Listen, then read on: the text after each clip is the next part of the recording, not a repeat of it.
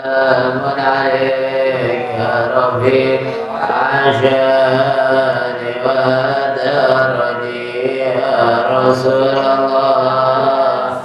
سلام عليك يا ربي عشان اللهم صل وسلم على سيدنا محمد الفاتح لما أغلق الخاتم لما سبق ناصر الحق بالحق والهدي إلى صراطك المستقيم وعلى آله وصحبه حق قدره ومقداره العظيم. اللهم أخرجنا من ظلمات الوهم وأكرمنا من نور الفهم وافتح علينا بمعرفة العلم وحسن أخلاقنا بالحلم وسهل لنا أبواب فضلك وانشر علينا من خزائن رحمتك يا أرحم الراحمين.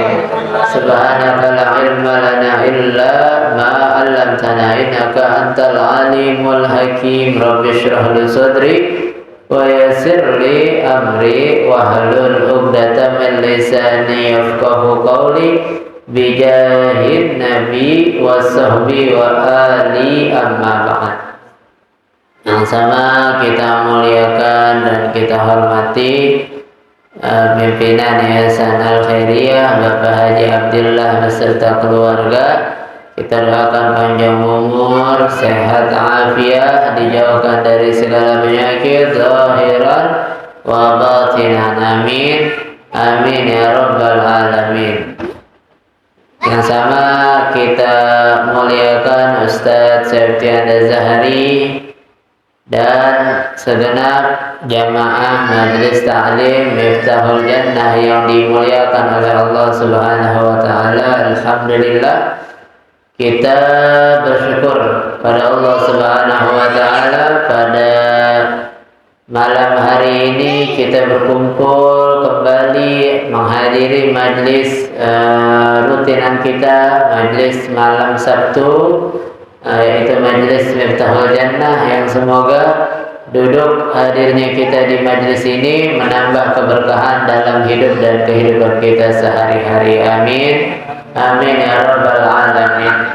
Salawat beserta salam kita haturkan kepada junjungan kita Nabi besar Maulana Muhammad sallallahu alaihi wasallam yang telah menuntun kita umatnya minaz zulumati ilan nur, minal akhlaqil fasidah ilal akhlaqil karimah. Hadirin yang dimuliakan oleh Allah Subhanahu wa taala, alhamdulillah pada malam hari ini seperti biasanya kita telah menyelesaikan pembacaan Ratibul Haddad, kemudian juga sholat isya berjamaah, sholat maghrib berjamaah, pembacaan burdah al-madih li Nabi sallallahu alaihi wasallam, pembacaan tawassul kepada para aulia, para as-solihin, para orang-orang soleh, para habaib, guru-guru besar kita, yang semoga kesemuanya itu menjadi sebab wasilah dan penguat antara hubungan kita dengan baginda Nabi besar Muhammad sallallahu alaihi wa alihi wasallam. Amin. Amin ya rabbal alamin. Seperti biasanya kita lanjutkan kajian kita, yaitu kitab Bidayatul Hidayah yang digubah oleh Imam Muhammad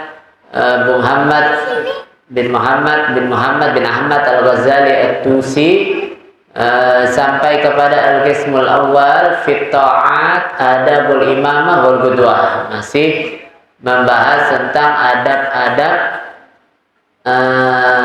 imam dan makmum, adab-adab berjamaah.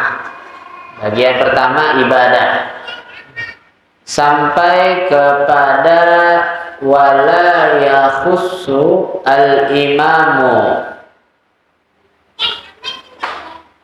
bid-du'ai fi kunutis subhi bal yaqulu Allahumma hdina fiman hadait. Allahumma hdina. Wa yahjur bihi wa yudhiru bihi wa yu'minul qawmu wa la yarfa'una aydiyahum lam yasbut zalika fil akhbar wa hadha da'if. Disebutkan bahwasanya wala yakhussul imam nafsahu bid-du'a fi qunuti subhi. Imam itu tidak boleh mengkhususkan doa untuk dirinya sendiri di dalam kunut sholat subuh. Boleh kunutnya yang dia baca untuk dirinya sendiri. Maka dari itu dia mestinya membaca jangan Allahumma hdini, tapi Allahumma dina. Allahumma hdina fiman hadait, wa afina fiman afait, wa tawallana fiman tawallait. Semua dengan domir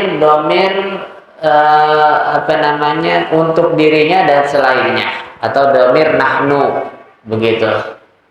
Mutakallim ma'al ghair, dalam istilah ilmu nahwunya pakai domir mutakallim ma'al ghair.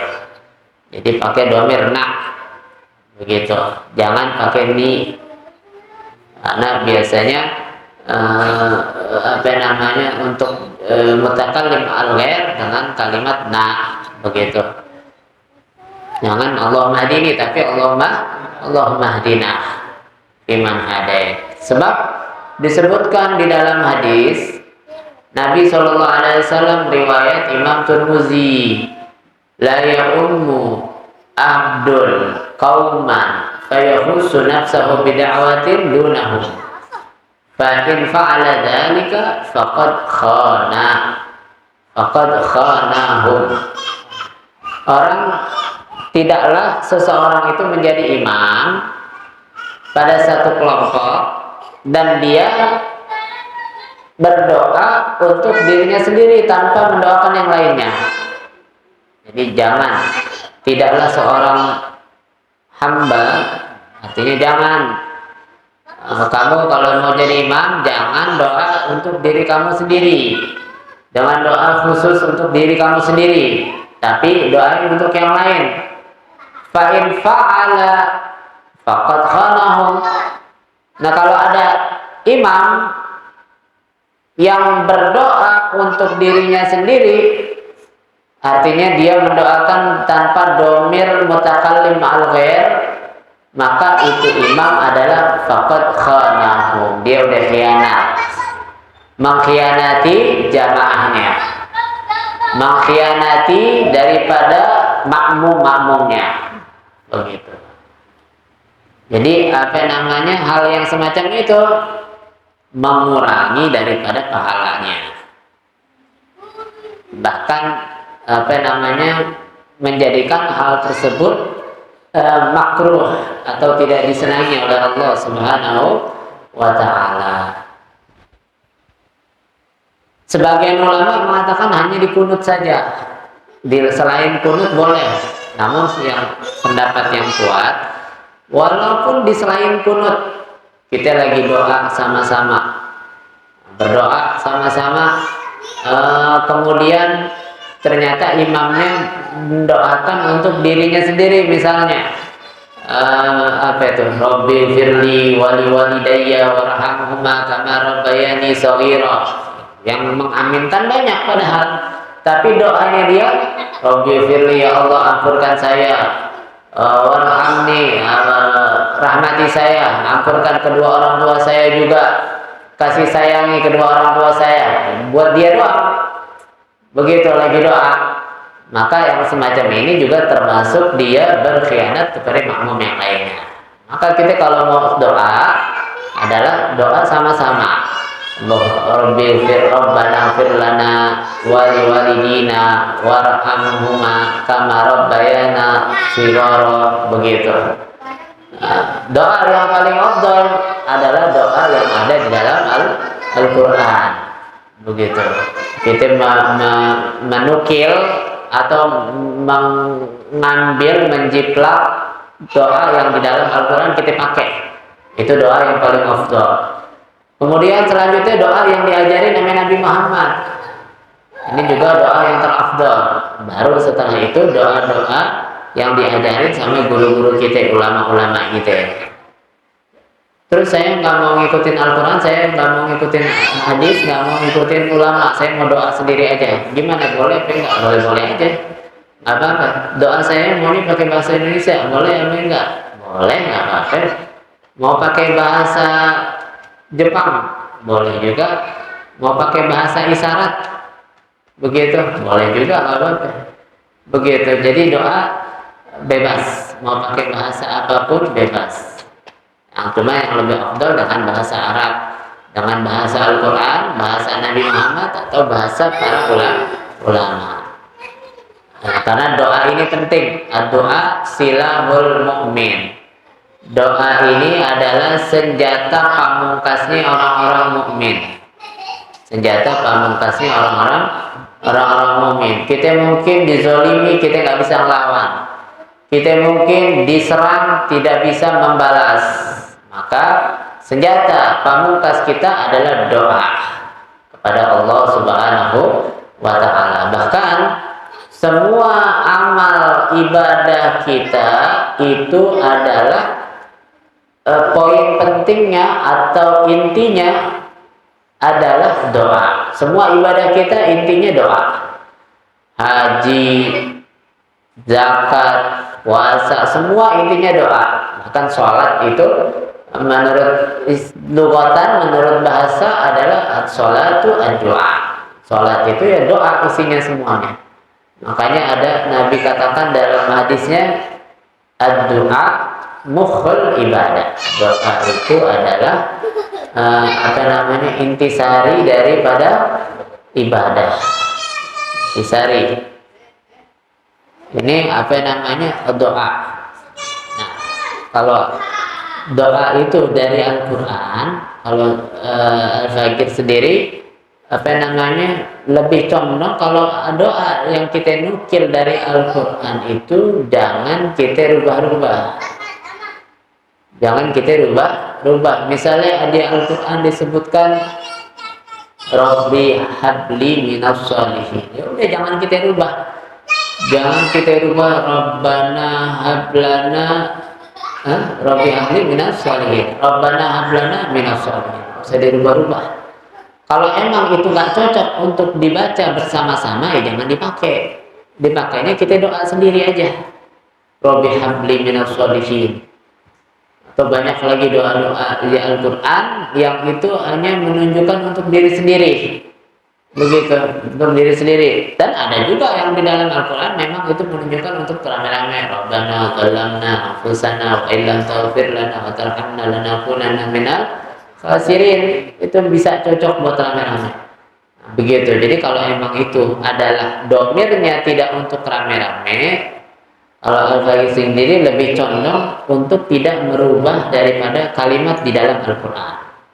Begitu. Udah cari kalimat yang lain atau doa pakai, jangan ngambil dari Al-Quran. Kalau emang mau tujuannya doa yang semacam itu, nah, jangan Al-Qurannya dirubah domir-domirnya Rabbana hablana minas sholihin. Udah, Rabbil habli minas sholihin. Terus apa lagi di Al-Quran tuh? Amin dzurriyyati Rabbana wa taqabbal doa sebelumnya ya.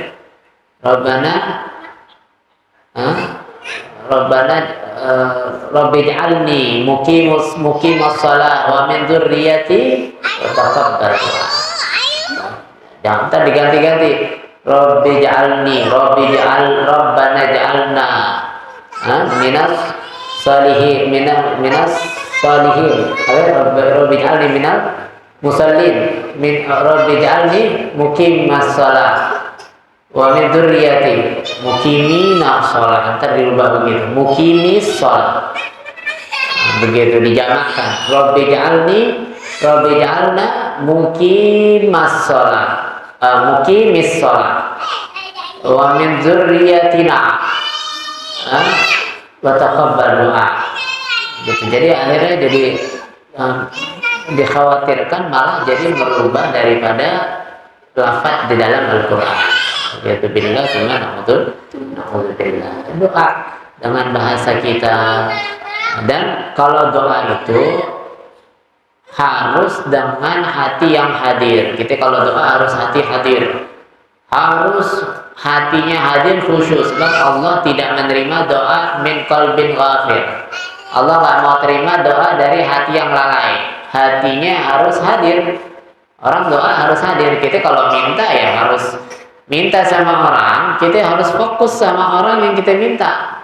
Kita kan logikanya begitu. Kita minta sama orang tua kita nih, Pak minta duit. Masa kita sambil main HP, Pak bagi duit dong Pak.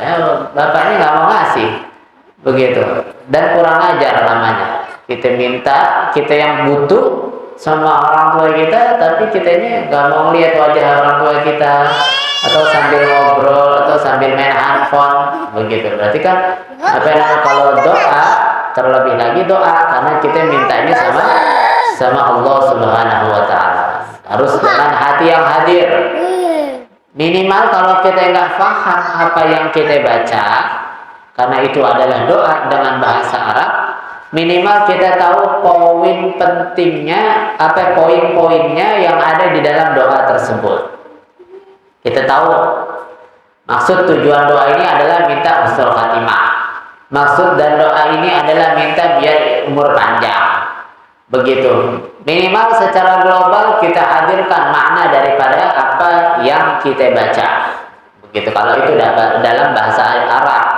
Kalau dalam bahasa Indonesia mungkin lebih khusyuk lagi karena kita langsung paham dengan apa yang kita ucapkan. Begitu. Jadi orang doa harus hadir hatinya.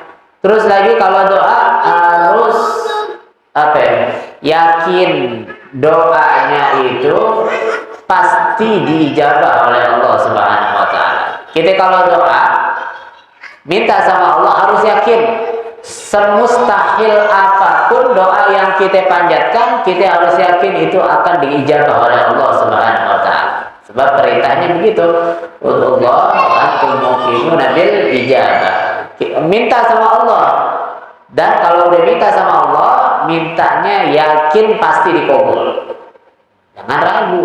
Nah, kalau ragu kita baru mulai aja udah ragu. Ntar Allah ngasihnya juga ragu-ragu. Gitu. Jadi doa harus yakin pasti diterima, yakin pasti dikabul.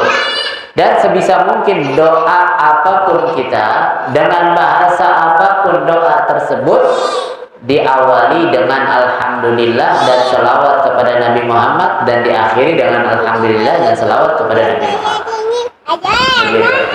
Salah satu syarat doa dikabulkan. Terus kalau doa juga cari waktu-waktu yang mustajab, cari tempat-tempat yang mustajab, seperti di multazam tempat mustajab, seperti di mihrab orang-orang soleh, tempat ibadahnya orang-orang soleh.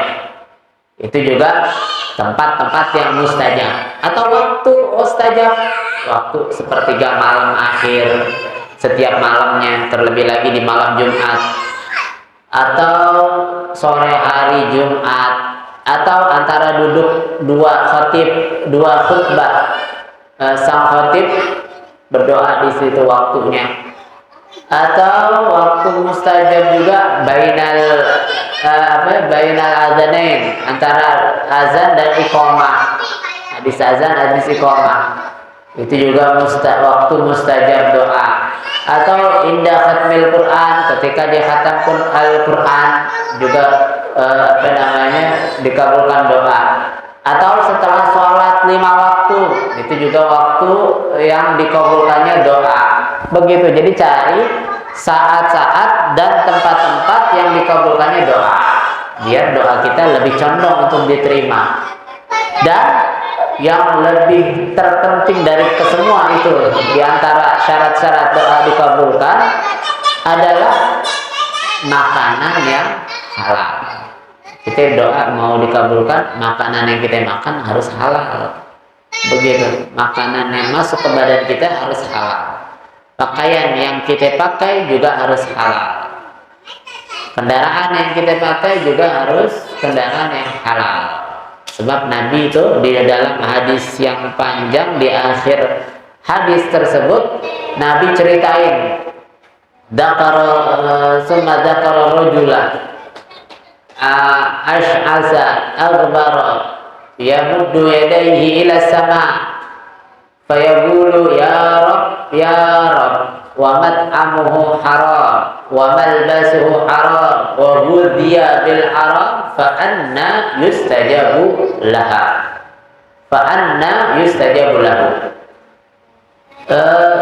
Nabi ceritain tuh ada pemuda yang dia itu ada wajahnya penuh dengan debu, kotor, bajunya lesuh. Artinya dia habis dalam perjalanan jauh, dan orang dalam perjalanan itu doanya dikabulkan. Orang dalam perjalanan musafir doanya dikabulkan oleh Allah Subhanahu wa taala. Nah, berarti ini orang condong besar kemungkinan doanya dikabulkan oleh Allah Subhanahu wa taala. Begitu. Orang asing ini, Nabi cerita, bajunya lusuh, mukanya lusuh penuh dengan debu. Terus dia doa, dan doanya dia dengan kalimat yang sebagian ulama mengatakan itu adalah kalimat Ismullahil A'zam yang idza du'iya bihi ajaba, yang mana itu adalah nama Ismullahil A'zam, nama Allah yang agung. Kalau doa dengan nama itu pasti dikabulkan oleh Allah Subhanahu wa taala. Apa dia manggil Allah dengan ya Rabb, wahai Tuhanku. Ini Ismullahil A'zam. Ada yang mengatakan ya Rabb adalah Ismullahil A'zam. Jadi dia keadaan yang potensi untuk dikabulkannya kuat. Dia pakai bahasa dengan bahasa yang potensi dikabulkannya hajat itu kuat juga dengan kalimat ya Rabb. Tapi Nabi cerita wa mat'amuhu haram. Tapi makanan yang dia makan makanan yang haram. Wa malbasuhu haram. Pakaian yang dia makan pakaian yang haram. Wa ghudhiya bil haram, dan dia memasukkan tumbuh besar badannya dengan sesuatu yang haram. Fa anna yustajabu lahu. Bagaimana mau dikabulkan doanya oleh Allah Subhanahu wa taala. Begitu. Jadi syarat yang paling inti dalam kita berdoa kepada Allah Subhanahu wa taala adalah dengan memakan makanan yang haram, memakan makanan yang halal, dan memakai pakaian yang halal, hidup dalam hal-hal yang halal. Itu syarat terpenting dalam dikabulkannya doa. Karena orang makanan yang haram ini, apalagi makanan yang masuk ke dalam darah, masuk ke dalam daging, itu tahu nggak? Al-Imam Al-Haramain. Imam Al-Haramain itu pernah, ini Imam Al-Haramain ulama alim luar biasa keilmuannya, bicaranya fasih. Tapi pernah satu waktu beliau itu bicaranya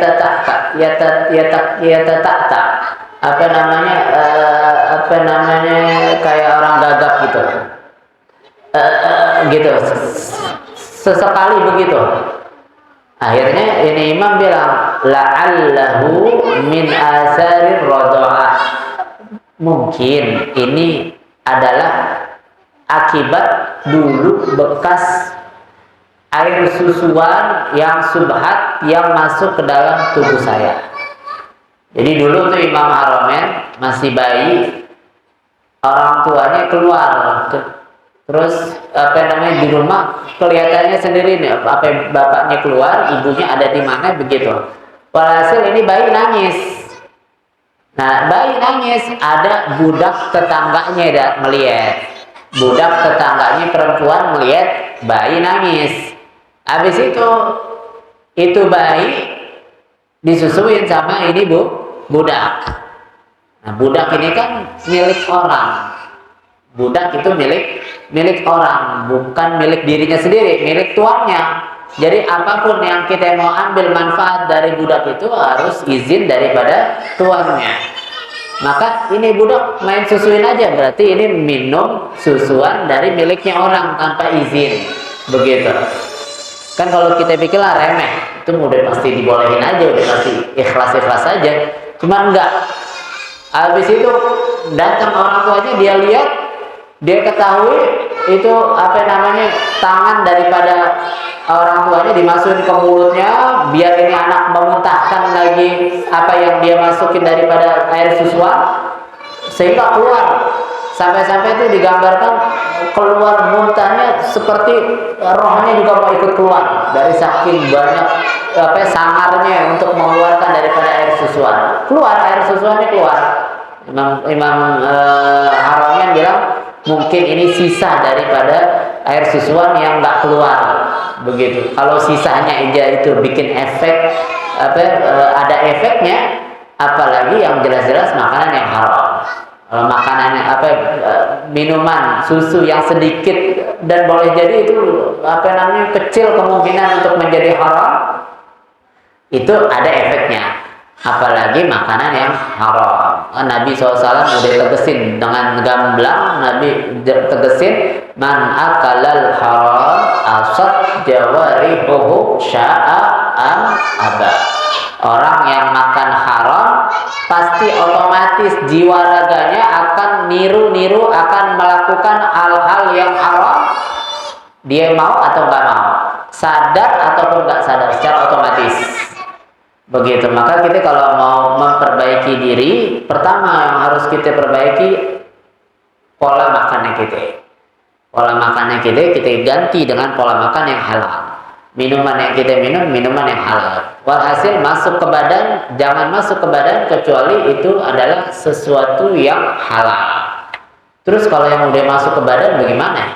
Yang dulu-dulu kita udah pernah nyolong jambu tetangganya masih kecil, begitu. Nyolong mangga tetangganya. Kita doakan tetangga kita, mungkin mereka udah pada meninggal dunia, kita doakan, kita istighfarin. Habis itu kita perbanyak puasa sunnah. Puasa sunnah. Kan enak sekarang puasa sunnah, kita bisa campur dengan puasa qadha Ramadan. Bisa 2 puasa jadi 1, 3 puasa jadi 1. Kita niatin puasa sunnah kita, mudah-mudahan dengan puasa sunnah ini daging-daging yang tumbuh dari makanan yang haram terkikis sedikit demi sedikit. Harapannya begitu. Mudah-mudahannya begitu. Nah, yang selanjutnya kita jaga, jangan sampai ada yang haram, yang subhat aja jangan, apalagi yang haram. Ini kadang-kadang suka salah paham kita. Ana barang temuan, kita nemu nih, nemu baju, nemu duit biasanya, nemu duit, nemu apa di jalanan begitu, itu bukan rezeki, itu bukan rezeki. Kalau nemu bukan rezeki, itu adalah minimal dia subhat, besar kemungkinan dia haram. Jadi nggak ada halalnya kita nemu duit di jalanan 50.000, 100.000 atau 5 juta, 50 juta. Kalau nemu 100 juta, pungut dulu dah, begitu. Tanyain punya siapa gitu. Kalau 100 juta. Jadi nemu duit bukan rezeki. Bukan rezeki, malah jadi tanggung jawab kita. Kalau kita pegang, kita mesti cari tahu nih orangnya siapa, tanggung jawab kita. Maka kalau nemu duit tinggalin aja, goceng 10.000, 20.000. Batasnya tadi itu 100 juta, pungut 100 juta, cari orangnya dah, dapat. Jadi bukan rezeki itu nemu duit, tinggalin, jangan diambil. Kalau nemu duit begitu jangan diambil, tinggalin. Bukan rezeki, nemu duit, nemu apapun barangnya. Kecuali ada ulama fikih mengatakan, kecuali nemu sesuatu yang memang udah nggak bakal ada harganya, nggak berharga sama sekali. Mungkin kita anggap sekarang yang duit udah nggak berharga, 25 perak udah nggak berharga, atau 50 perak masih berharga enggak? 100 perak masih bisa dikumpulin jadi 1.000, kalau 100 masih mungkin. Ya anggap 50 perak atau 25 perak kita nemu, nah itu apa namanya, menurut ilmu menurut hukum fikih nggak apa-apa. Nah, tapi menurut hukum ilmu tasawuf tetap ada efeknya, tetap ada efek. Yang lebih selamat udah kalau nemu apapun jangan diambil. Kalau kita bisa anterin ke tempat orangnya, kembaliin. Kalau emang nggak tahu, lebih baik jangan, karena tanggung jawabnya kita itu nantinya. Jadi nemu barang bukan rezeki, itu sial. Kita nemu barang, nemu duit, itu sial buat kita. Mendingan nggak usah diambil. Begitu. Jadi barang yang haram ini musibah buat kita. Terus tadi kita ngomongin doa. Doa syaratnya makan yang halal. Saya doa mulu, perasaan makanan yang saya makan udah halal. Terus saya doa udah di tempat yang paling mustajab. Bahkan malam Jumat, bahkan mungkin saya umroh, doa saya belum dikabul juga. Yang mesti kita ketahui, orang doa itu memang pasti dikabuli. Ud'uni astajib lakum. Allah yang janji doa pasti dikabulkan. Nah, Allah dalam mengabulkan doa itu ada 3 kategori. Allah dalam mengabulkan daripada doa itu ada 3 kategori. Yang pertama, ada kalanya memang langsung diberikan sesuai dengan apa yang kita minta. Kita minta punya motor NMAX. Allah kasih. Setelah beberapa lama kita berdoa, Allah berikan jalannya, kita punya motor NMAX. Jadi begitu. Atau yang kedua, boleh jadi itu menjadi penghapus daripada dosa dan peninggi daripada derajat. Ditinggikan derajat dan dihapus daripada dosa-dosa. Doanya nggak dikabulin, nggak punya motor NX, tetap sampai mati nggak punya motor NX. Nah, boleh jadi itu menjadi penghapus daripada dosa dan peninggi daripada derajatnya kita di sisi Allah Subhanahu wa Ta'ala. Atau itu doa disimpan nanti akan diberikan di akhirat berupa pahala yang banyak dan berupa ganjaran-ganjaran yang luar biasa dari Allah Subhanahu wa Ta'ala. Jadi begitu doa. Kadang-kala dikabulkan langsung, ada kalanya penghapus dosa atau penolak bala atau peninggi derajat. Nah, yang ketiga, ada kalanya disimpan untuk di akhirat. Nanti tiba-tiba di akhirat kita banyak pahalanya. Kita nggak tahu dari mana ini, ternyata itu dari doanya kita kepada Allah Subhanahu wa Ta'ala. Walhasil berdoa kita harus selalu doa. Jangan putus asa. Terus minta sama Allah apapun. Bahkan untuk perkara yang remeh, nggak punya garam, minta sama Allah Subhanahu wa Ta'ala. Artinya untuk urusan yang remeh aja kita minta, disuruh minta kepada Allah Subhanahu wa Ta'ala. Kita minta, sebab Allah beda dengan manusia. Kalau manusia diminta terus, dia marah. Tapi kalau Allah diminta terus, makin senang. Itu Allah bilang, innallaha yuhibbul al-mulihina fi du'a. Kama qala Nabi SAW. Allah demen ame orang yang doanya merengek-rengek kepada Allah Subhanahu wa Ta'ala. Doanya kayak anak kecil merengek kepada Allah Subhanahu wa Ta'ala. Itu Allah demen, Allah girang, Allah senang untuk mendengar daripada doa-doa tersebut. Terus lagi Allah katakan, ana inda munkasirul qalbi min ajli. Saya itu bersama orang yang hatinya hancur karena aku. Artinya apa? Artinya dia merasa udah paling hinanya orang di hadapan Allah Subhanahu wa Ta'ala. Udah galau tingkat tingginya di hadapan Allah Subhanahu wa Ta'ala. Terus nggak ada penolong kecuali Allah yang dia yakin itu. Artinya hatinya udah nggak ada, ini mau minder kemana, minta tolong kemana, udah nggak ada yang bisa dimintain tolongin kecuali kepada Allah. Nangis, merengek, nah itu Allah demen sama orang yang model semacam itu. Merengek, meminta doa kepada Allah Subhanahu wa Ta'ala. Nah, mudah-mudahan doa-doanya kita senantiasa dikabulkan oleh Allah Subhanahu wa Ta'ala dan diijabah oleh Allah Subhanahu wa Ta'ala. Amin Amin ya rabbal alamin. Ala hadhihi niyyah wa ala kulli niyyah salihah wa ila hadratin nabi sayyidina Muhammadin sallallahu alaihi wa alihi wa sahbihi wa sallam. Al-Fatihah. A'udzu billahi minasy syaithanir rajim.